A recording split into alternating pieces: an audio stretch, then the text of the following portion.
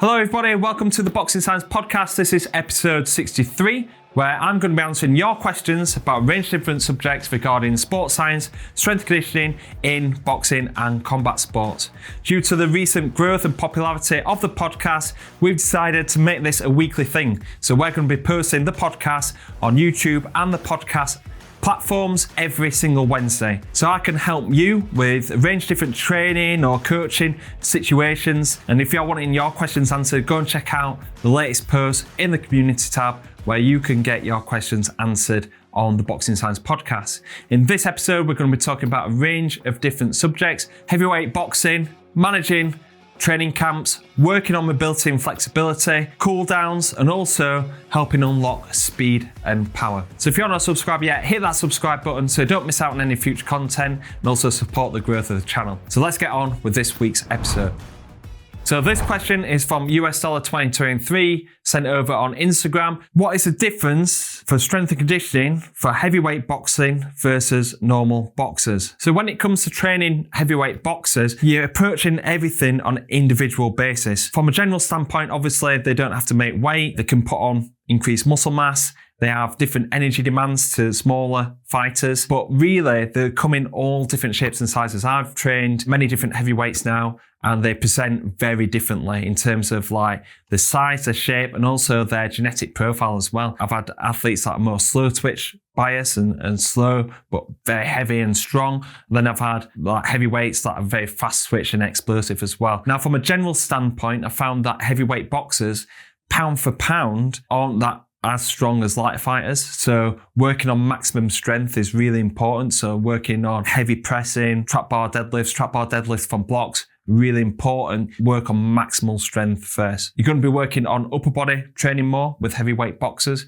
because they have to deal with high amounts of impact force going through that upper limb. So upper body training becomes more of a priority, especially working on their arms. So doing like bicep curls, tricep extensions, isolated arm work, and increasing the mass of the arms can be more important for heavyweight boxers because they're just having to deal with increased impact forces compared to normal boxers. Looking at them being taller athletes, they've got longer levers, so they might struggle with increases ranges of motion. So using partial range lifts, trap bar deadlifts from blocks, floor pressing, working in a restricted range of motion. So we're increasing the amount of load, but also not challenging them too much in their range of motion. And then just really looking to pile on some weight. Stronger heavyweight is obviously going to be more beneficial, but making sure that we are increasing that weight over a longer period of time. The first time that Fabio Wardley came into the gym, he was under 100 kilos. Now he's getting into the ring about 110, 111 kilos. But we've put on that weight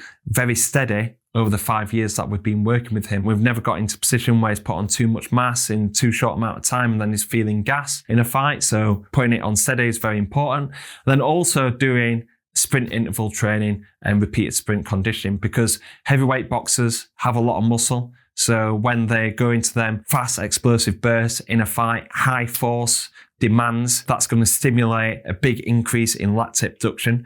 So this is why you see a lot of heavyweights only punching in 2 or 3 punch combinations. When they actually go for the finish, they take their time. They don't actually go for it. And also the punch output is a lot lower than lighter fighters. Their lactate accumulation is so high. So to make sure that boxers can deal with this and work in these high intensity bursts, but also be able to recover from them, work over the 12 rounds, sprint interval training, muscle buffering conditioning in order to improve their peripheral adaptations. So this is the muscle's ability to extract oxygen from the blood, which is really important for the energy status of the cell. And then also being able to control that lactate accumulation. So when they do go through them high intensity bursts, they're able to tolerate it, but they'll also be able to control it to where the lactate isn't going up and out of control. And this is something that we've done a lot with Fabio Wardley over the last 5 years. Okay, so I've got an interesting question here from Danny DGR_9. How to approach someone who naturally has a majority of slow twitch fibers. Do they need to work more on their weakness, which is their explosiveness, or do they need to work on their strengths, which is endurance? That take too long to warm up and get on point during a correct warm-up routine. In this case, someone amateur is a lightweight. Okay, so this is really interesting, something that we talk quite a lot about on our coaching courses, on our mentorships as well. We've got a kind of weigh up whether to work on an athlete's areas for improvement or to transform their strength into their super strength. You try and train the athlete that's in front of you, and you want them to go from their strength to super strength whilst working the areas for improvement at the same time. You're working with an athlete that might be like mostly slow twitch fibers and the more endurance-based athletes. You're never going to make them into a Usain Bolt or a really explosive athlete, but you're going to be able to just unlock a few more gears into them. So you're never going to be able to train them like, for example, in here we've got Stephen Cairns, he's just primarily a strength and power athlete. And there's athletes that I've trained and have trained in the past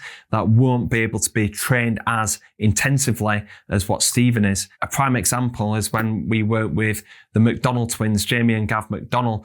They were endurance beasts and they came to the program a little bit late in their career. They were in their early mid-30s. They were going into world title fights, and I had to make a decision then, I need to make them stronger, but really, how much am I going to get out of them in this 10, 12 week camp when they've got a world title fight? So I had to work on their strengths, which were to make them into endurance beasts. Their strength training was to improve their movement, improve their strength, but really to make them more robust, to keep them injury free, to maintain muscle mass whilst they're making weight, because they were quite big for the weight as well. So like in that case, I was like, right, I'm really going to work on their strengths and make them into super strengths. Whereas like if I'm working with a fighter that may be younger in their career, got more time with them, are going to be able to unlock and work on them weaknesses and them areas for improvement, but you're not just going to go down one end and really work on their explosiveness straight away. You've got to almost keep unlocking them layers with them. Okay, so start introducing them into strength and conditioning, work on them foundations as a base to keep building from, keep progressing them towards maximum strength training. Almost going to be counterproductive to just work on, we're going to work on your weaknesses and make you into explosive athlete, because they're not ready for that. And they're going to not be able to express that force demands to be able to get the adaptation from it. So you need to, if you're wanting to transform an athlete from somebody that's slow twitch into a fast twitch type athlete, explosive athlete, you've got to take your time with it. It's probably going to be a 2 or 3 year job. It's not going to just change overnight. So you've got to approach it from a very fundamental and foundational standpoint to start off with and start unlocking that with younger fighters. If you've got some fighters that are at the top end and the end of their career and working towards world title fights, you're then going to just be primarily focusing on what their strengths are. It's another strength conditioning cop-out answer, which is it depends on the situation, but hopefully that's giving you an insight to your situation on whether to work on an athlete's weaknesses or to work on their strengths. Question from Tom Crank. What would you recommend for protecting and strengthening the wrists? Also, is there any upper body exercises that you can do when out injured with inflamed or frayed wrist tendons? In terms of strengthening the wrists and forearm strength, they'd be doing a lot of grip strength exercises, whether that is plate pinch hold, plate pinch drops, pinch pendulum, stuff like that. All the exercises that have been introduced by Dr. Ian Gatt. Go and check out a lot of his work across his social media and also across Boxing Science YouTube channel as well. If you type in hands and wrists for boxing science, a lot of the work that we've done with Ian Gatt is on there. And then working on keeping this wrist in an isometric position. So doing reverse wrist curls or doing wrist extensions and holding it into that position. You can also do some wrist rotations with a band or using a dumbbell. Lots of different exercises that you can look at, primarily working on the wrist, but in a more general standpoint, working on forearm strength and grip strength with pinch holds and everything like that. Now, to work on upper body, if your wrist is in a bit of a vulnerable position, one thing I would do is to start wearing wrist straps to support that wrist position. Also be working more in a neutral grip, whether that's working with dumbbells. If you can work with dumbbells, I wouldn't do any kind of rack pressing or any restriction with barbells.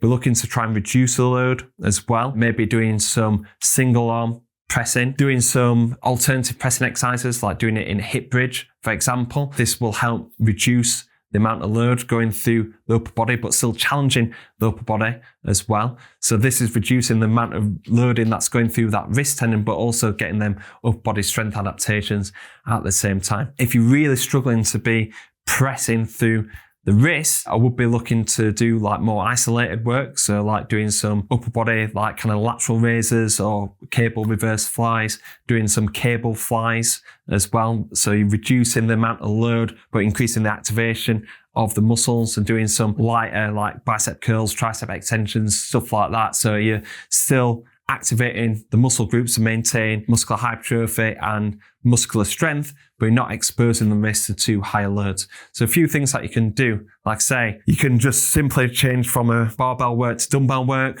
using wrist straps, that might help. Working in a more neutral position will help instead of being in externally rotated position. Pressing alternatives to reduce the amount of load. And then if you're really struggling with that, doing some more isolated exercises, because you're then going to get the muscle activation, that muscle strength, without exposing that wrist to high loads.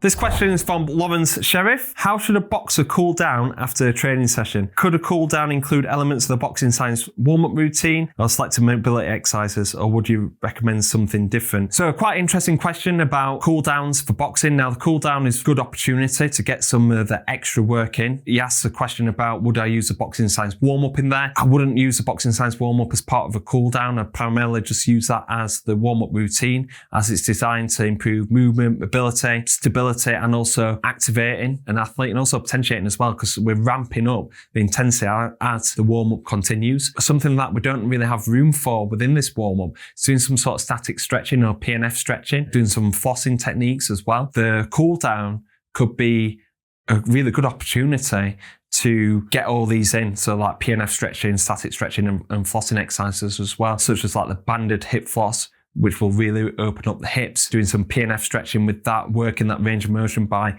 rotating. A supine banded hamstring stretch. You can be doing some seated rotations in this as well. And then just doing some general static stretching. I think that would be really beneficial to add in to your cool down, rather than looking at some mobility exercises that I'm used for warm up. There's an opportunity there to do a little bit more work. So yeah, cool down, really important. Your muscles are warm. You're wanting to try and bring that heart rate down steadily, using some sort of static PNF or flossing, stretching and mobility techniques, it'd be very useful. So staying on the mobility and flexibility theme, we've got a question from Big Jester. How many times would you put mobility and flexibility in per week? Like, would you do 3 sessions of full mobility, 30 to 40 minutes? I wouldn't do a full session on mobility.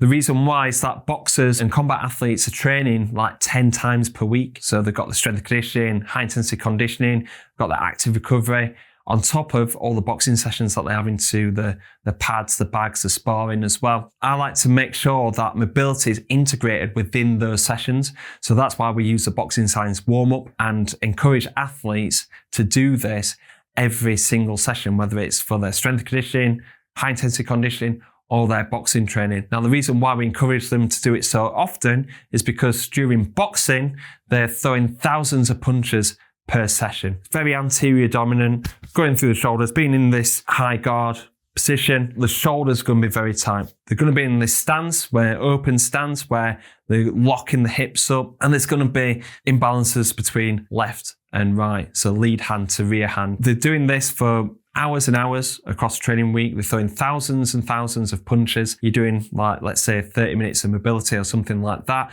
It's not going to quite create that balance. So what we try and do at Boxing Science is a little bit more balance by exposing our athletes to this mobility routine every single day. Before the boxing sessions, before their S&C sessions, overall, they're doing 30 minutes of mobility training per day. So rather than having a designated session, which they're probably going to find quite difficult to add into their routine, we're actually integrating it into each session, and we're going to get a lot more out of it as well. So that's how we would put in our mobility routines in a boxer's program.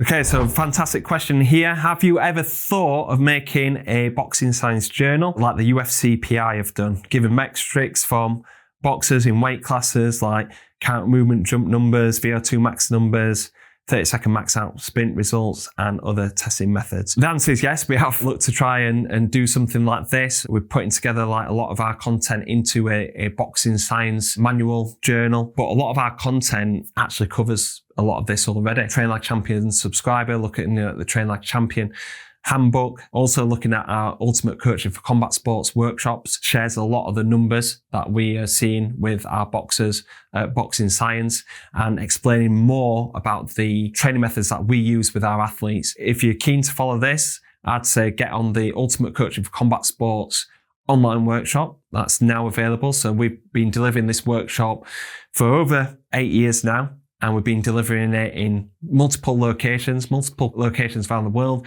and also people have been traveling in for it as well. So now we've got the opportunity to actually follow this, just a click of a button anywhere in the world. So go and check out the link in the description for more details on this, where you get access to all them standardized scores, but also the training methods on how to improve these standardized scores as well. Okay, so I've got a good question to finish off with: how to train during Ramadan.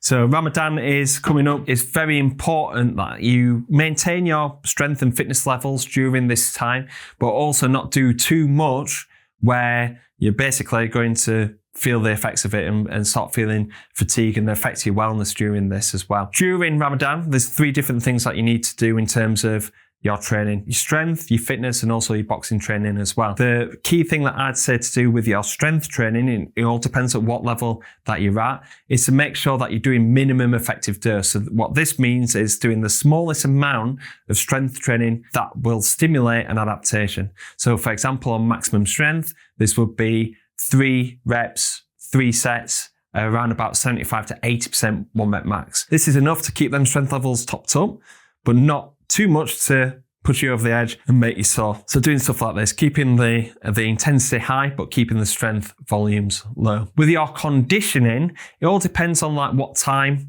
that you're doing your conditioning at. Obviously, you can't eat or drink to be able to fuel or recover effectively. So it all depends on where you are in the world as well, because obviously it all depends on sunrise and sunset. So in the UK, for example, it's going to be in the winter months, in February and March. Basically, you're going to be able to eat and break the fast earlier, so then that leaves some sort of like training for the evening. So this gives them more opportunity to do some high intensity interval training. So doing some red zone conditioning would be really beneficial, and doing it fueled up and being able to be hydrated for these sessions as well. But again, doing minimal effective dose on this, not doing something that's too much, maybe targeting around about 6 or 10 minutes in the red zone on this. If you're in a country that is breaking the fast later on and you're going to be doing your conditioning sessions in the day, it's really important that you keep the intensity high, but keeping the volume and the rest durations quite high as well, but the volume being quite low. So a great example would be to use tempo runs. So this is 15 seconds on, 45 seconds off, targeting between 70 and 80% of maximum heart rate. And then this is going to be working aerobic endurance, helping improve aerobic capacity without taking too much out of you. And also, it's not going to be taxing our glycogen stores, which is going to be really important to preserve during the day. Also with this is going to be a relatively easy session. So it's going to be about 3 or 4 out of 10 RPE. So you're going to feel good doing it. It's not going to be monotonous. It's going to be increasing that energy expenditure, which is going to be important to keep your metabolism going. Really is a session that is going to be really beneficial to use during Ramadan. With your boxing, keeping it short, sharp, fast, not doing like really long sessions. I'd encourage athletes not to be doing sparring, especially during Ramadan, during the fasting period as well. This has detrimental effects and can lead to dangerous situations. Boxing, keep it short, sharp and fast. Maybe doing like shorter rounds, maybe like 1 minute on, 2 minutes off, working on fast combinations, keeping the intensity high, but the volume pretty low. Okay guys, so that is the end of this podcast. Thank you very much for watching or listening to the podcast. If you are not subscribed yet, hit that subscribe button so you don't miss out on any future content, and we'll hopefully see you on the next episode of the Boxing Science Podcast.